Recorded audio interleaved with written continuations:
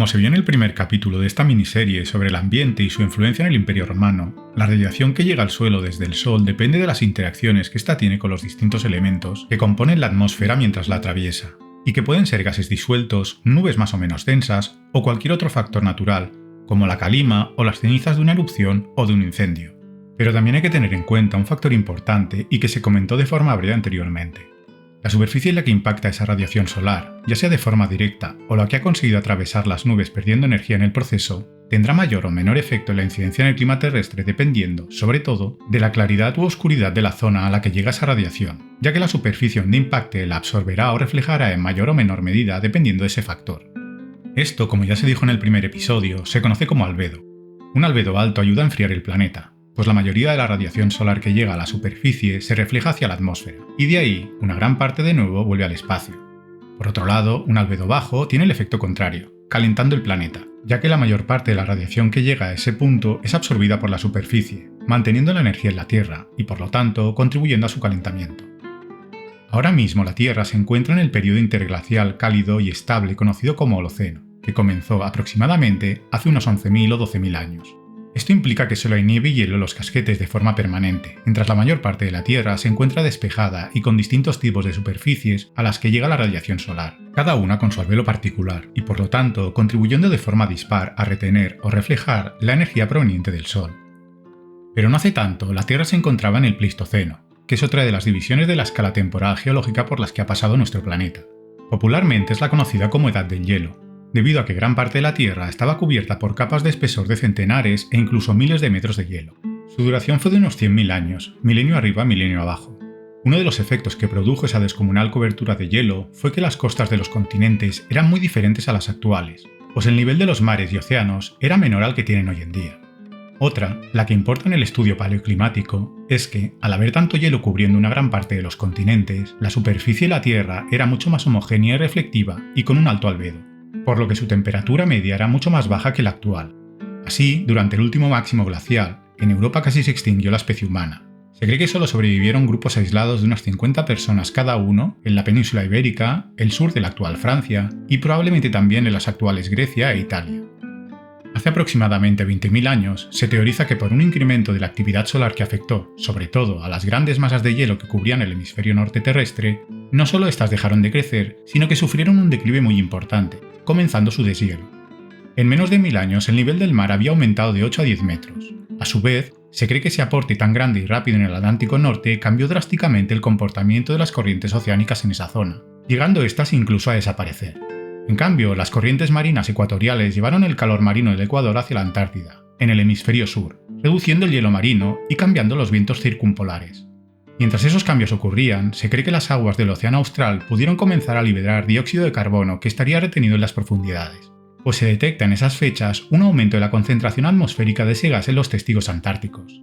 Se desconoce qué pudo originar esa reacción, pero desde ese momento el incremento es constante, aumentando las concentraciones en la atmósfera en más de 100 partes por millón a lo largo de los siguientes milenios.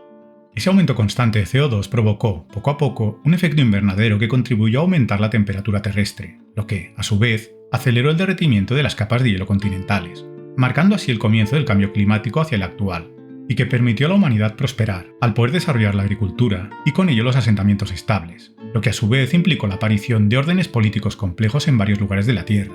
Se estima que el Holoceno durará otros 50.000 años, momento en el cual volverá a ocurrir, probablemente, otra edad del hielo. Como último factor que altera y modifica el clima tenemos tanto las corrientes atmosféricas como las corrientes marinas, tal y como acabamos de ver. Hablaré primero de las corrientes de aire, conocidas como corrientes en chorro, de las que hay, básicamente, 5 en la Tierra.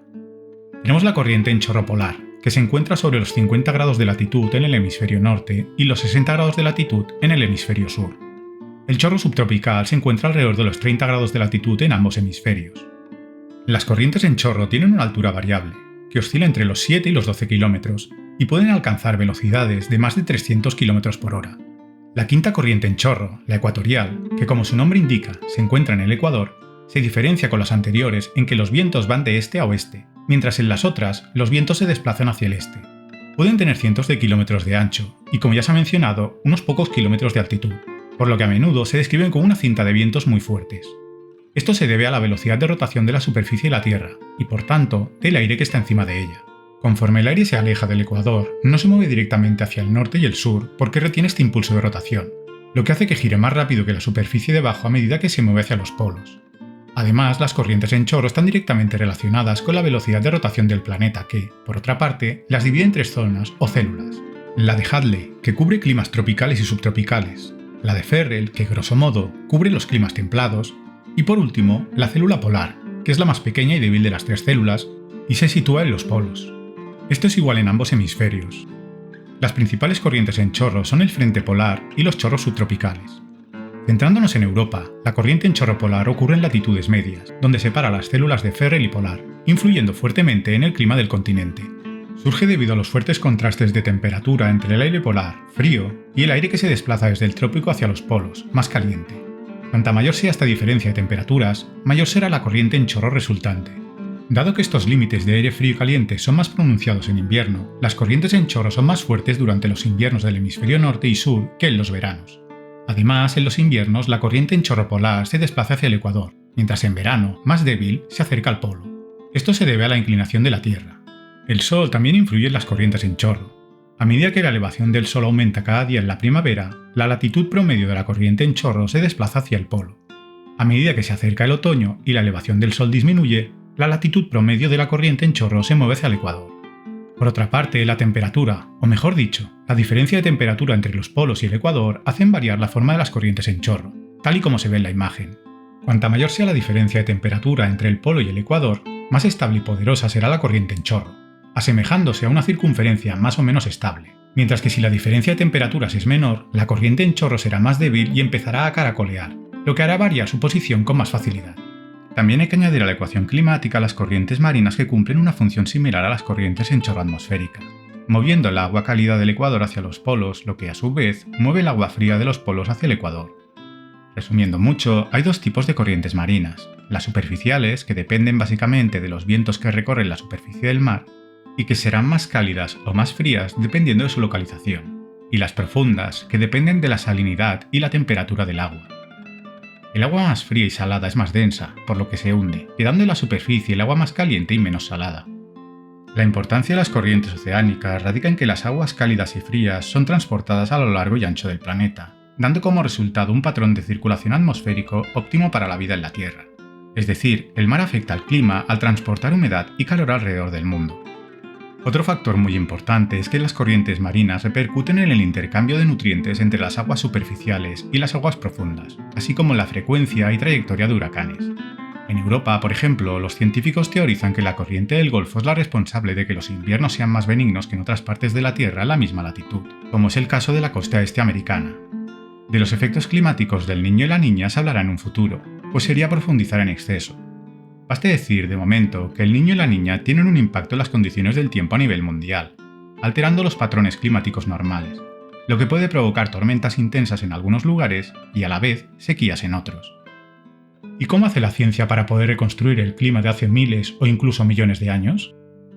La paleoclimatología utiliza registros geológicos, paleontológicos, geoquímicos y otros datos obtenidos de fuentes naturales para, así, tratar de comprender cómo ha variado el clima a lo largo del tiempo y ver qué factores han influido en esos cambios.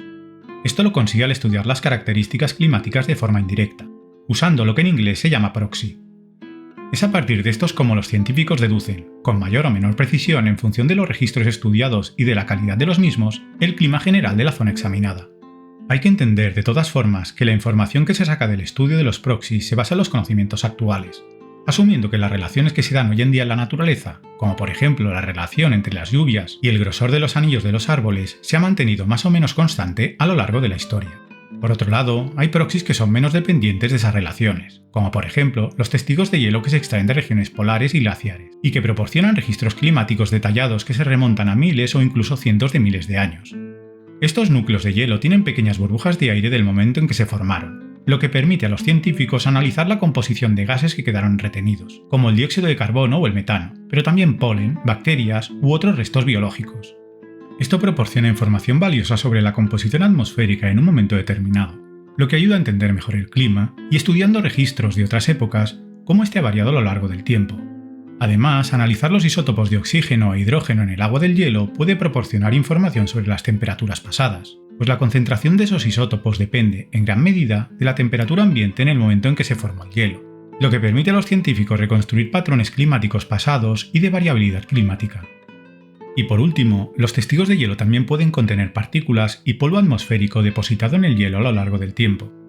Estos depósitos pueden proporcionar información sobre eventos como erupciones volcánicas pasadas, incendios forestales o actividades humanas, contribuyendo así a aumentar el conocimiento y comprensión de los eventos climáticos del pasado.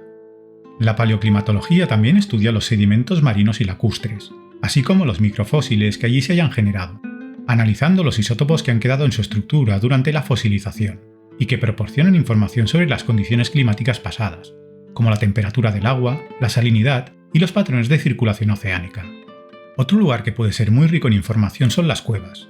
Allí la paleoclimatología estudia las variaciones en la tasa de crecimiento de las estalactitas y estalagmitas y otras formaciones cavernosas, que como se ve en la prueba que simula su formación, se generan por la deposición de minerales disueltos en el agua que gotea desde el techo de la cueva hacia el suelo, y que forma anillos de crecimiento similares a los de los árboles.